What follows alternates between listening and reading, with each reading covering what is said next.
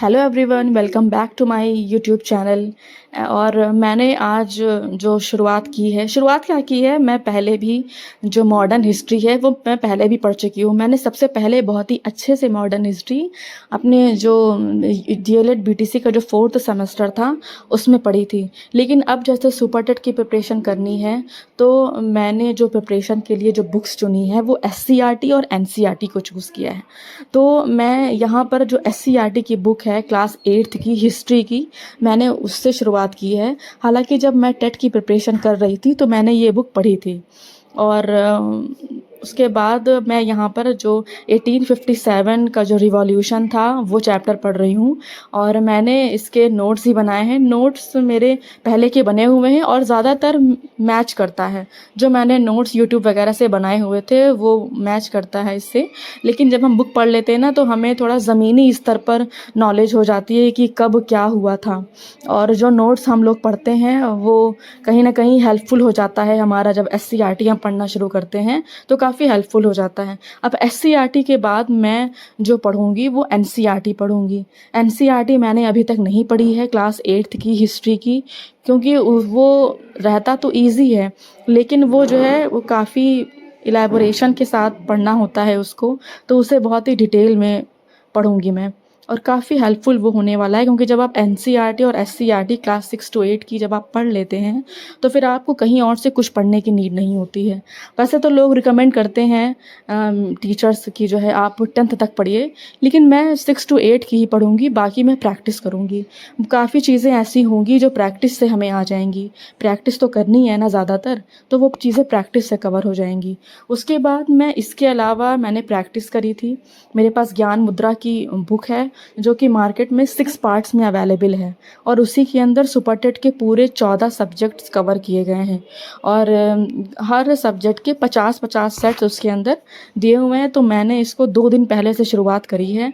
और मैं इसकी जो अभी वो फ़िलहाल जो प्रैक्टिस कर रही हूँ ये मैं हिंदी की प्रैक्टिस कर रही हूँ। मेरे अभी 10 से 12 प्रैक्टिस सेट्स हुए हैं। क्योंकि अभी इसके अंदर मुझे लगा कि मुझे हिंदी आती है तो मैंने प्रैक्टिस शुरू कर दी। आ रही है, सब कुछ सही है। लेकिन जो मेरी जहाँ पर मिस्टेक होती है वो जो शब्द वाले क्वेश्चंस होते नहीं हैं, निम्नलिखित में से कौन सा शब्द देशज शब्द है या नहीं है। और तो उसमें मेरी मिस्टेक होती है कि फ़ारसी शब्द पूछ लेता है। तो कभी कभी फ़ारसी और अरबी उर्दू ये सारे जो शब्द हैं उनके अंदर थोड़ा सी प्रॉब्लम हो जाती है, क्योंकि ये लगभग जो ये वर्ड्स हैं वो सेम ही नज़र आते हैं।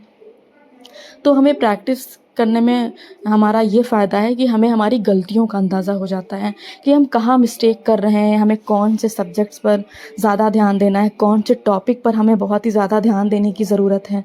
तो इसमें इसलिए प्रैक्टिस बहुत ज़रूरी है। तो मैंने आज से जो है वो 3 PM to 5 PM का जो टाइम होता है, जब हम लोग बहुत ही आलसी हो जाते हैं, लेटने का सोने का मन करता है, तो मैंने उस टाइम पे प्रैक्टिस रख लिया है। कुछ नया भी नहीं होगा, कुछ पुराना भी नहीं होगा, बस प्रैक्टिस होगी।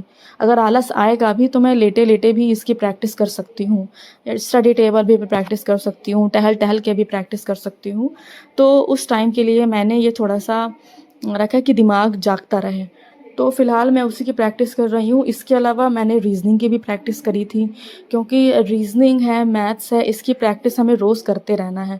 रीज़निंग हम लोग कितनी बार पढ़ चुके हैं। अभी रिसेंटली जो केवीएस का एग्ज़ाम 10 जनवरी को हुआ था उसमें भी मैंने रीज़निंग पढ़ी थी। तो काफ़ी टॉपिक्स मेरे उसमें से कवर हो गए थे। लेकिन कैलेंडर और क्लॉक ऐसा टॉपिक है जो जितनी बार भी आप पढ़ेंगे उतनी बार आपको ऐसा लगेगा कि नया है। मेरे लिए तो नया ही हो जाता है, क्योंकि मैथ्स और कैलकुलेशन जैसे जो टॉपिक्स होते हैं वो मैं भूल जाया करती हूँ।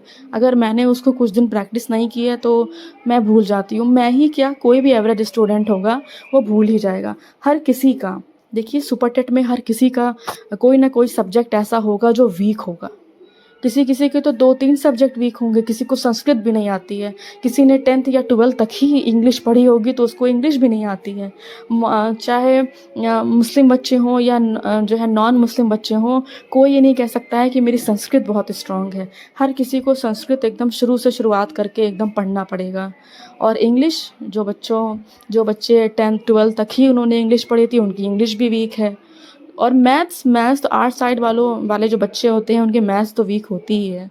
तो मैथ्स भी वीक है। तो इस तरीके से आपको घबराने की बिल्कुल भी ज़रूरत नहीं है, क्योंकि किसी न किसी का कोई ना कोई पोर्शन वीक ज़रूर है। और अगर मान लीजिए एग्ज़ाम में अगर होगी भी तो वो सबके लिए होगी, अगर एग्ज़ाम टफ़ है तो वो सबके लिए टफ़ होने वाला है, कोई हम तो एक है नहीं।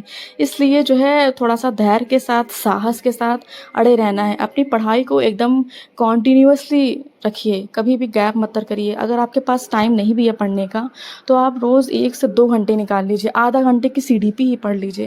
लेकिन कुछ न कुछ अपनी प्रिपरेशन के लिए आप टाइम ज़रूर निकालिए।